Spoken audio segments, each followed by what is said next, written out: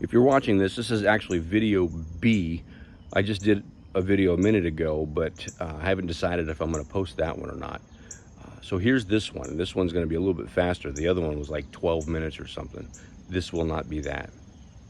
But this is just going to be a quick message telling you everybody's got something they're dealing with.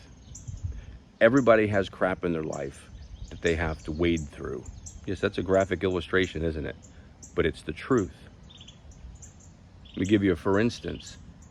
My friend Dave Trusky's having open heart surgery today around noonish. That's quite the trial. His wife Shirley has to wait for word on how he did. That's quite the trial. Everybody's got stuff they're going through. Jody I is dealing with elevated cancer markers.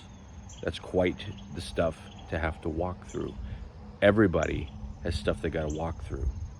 We're not all on the same playing field. We're all playing the same game, if you will, this life thing. But not everybody's dealing with the same things. Let me try to give you a for instance. This rich young guy comes to Jesus and says, "Hey, what do I have to do to earn eternal life?" So Jesus says, "Well, just follow the law.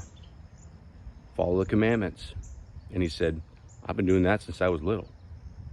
And as he's leaving, Jesus says, "Well, there's one thing you lack.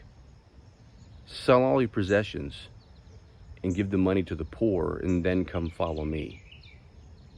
Sell all your possessions. Now, if you're not familiar with the story, he didn't do it. He went away sad because he wasn't going to do it. Sell all your stuff. Give that money to the poor, and then come follow me. 3 really hard things to do. Now, what's interesting to me about this, though, is who is following Jesus around for those 3 years he was here? Peter. Do you know Peter was married?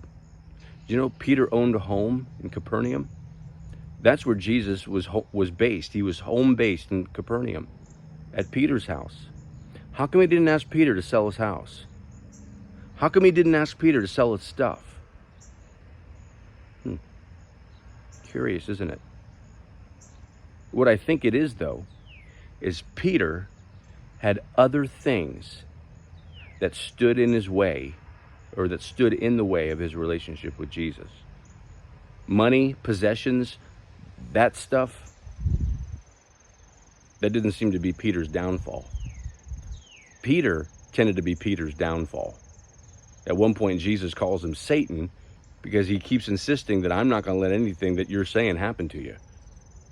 And Jesus was like, you have to. This is God's will, not yours. You see, everybody's dealing with their own stuff. The rich young guy, all of his trust, all of his love, all of his identity was in the stuff that he owned.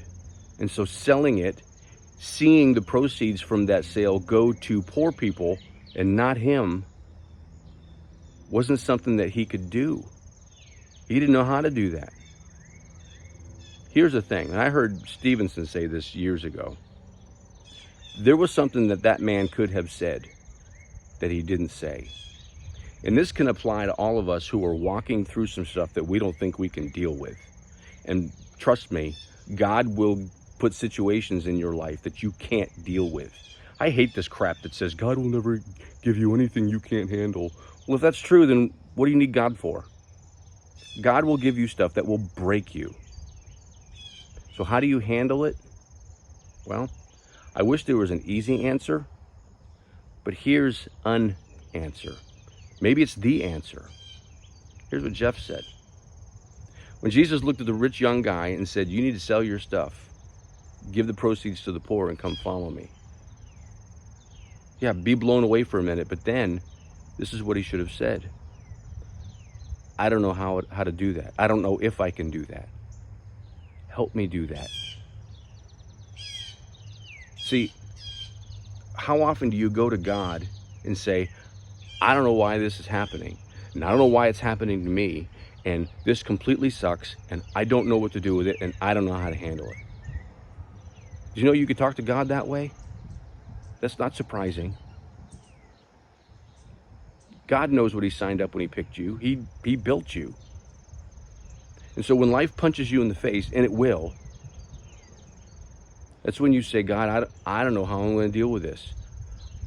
I don't know if I can deal with this. I need you to deal with this, and I need you to deal with this now. There's a certain amount of peace that you'll find when you can open up and spill your guts, even if it's filled with venom. There's a peace you can find in spilling your guts and letting God take over handling whatever crap you're walking through. Is it easy? No. This is the other side of the gospel, by the way. A lot of my Christian friends are not preaching all of the gospel. They're preaching the gospel that looks like this. You know what I mean. But there's a side of the gospel that's not popular. That side that says, deny yourself, take up your cross and follow. That part of the gospel that says, sell all your stuff, give it to the poor, and then follow. That part of the gospel says, I'm going to call you Satan if you try to put yourself in God's way. Scott, that's not good news. Well, it actually is. Because that puts God front and center where he belongs. And that puts you right behind him where you belong. That's where you're safest. That's where you were built to be. So for those of you who are getting kicked in the mouth today, who don't know where you're going to go tomorrow, who don't know how you're going to pull this off, let me just tell you this. You won't. So you give it to God and you say, I don't know how I'm going to do this. I'm expecting you to do this, and I'm going to wait for the answer. I wish the rich young guy would have done that. That would have been so cool to watch how Jesus helped him work through that. But he didn't. In fact, the young guy didn't even give him a chance. He just walked away. This morning, don't walk away. Plant your feet, look up to the heavens, and say, I need you to do this. This is the crap I'm dealing with. This is what I've been given.